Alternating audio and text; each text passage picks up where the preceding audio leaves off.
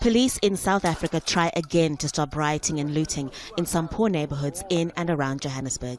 It's been like this since Sunday. Some of the businesses and shops vandalized belong to foreign nationals. This is not the first time Mohammed Afzal Hussein has been through this.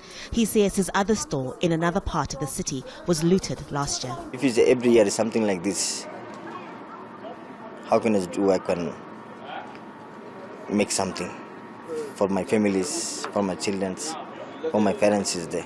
Because we come from so far for work, not for a crime or whatever, only for work. Some South Africans believe criminal gangs are responsible for the violence.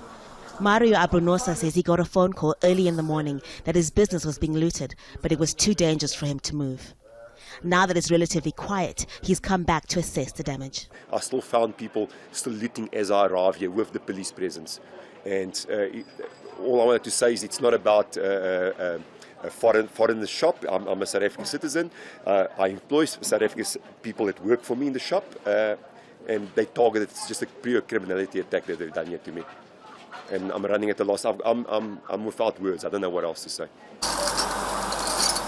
Some say the country's high unemployment rate, now nearly at 30%, widespread poverty and inequality are to blame for the violence. In 2008, at least 60 people were killed and more than 50,000 forced from their homes when many foreign African nationals were targeted. 4 years ago, at least 7 people were killed. Some South Africans feel they are competing with outsiders for scarce jobs.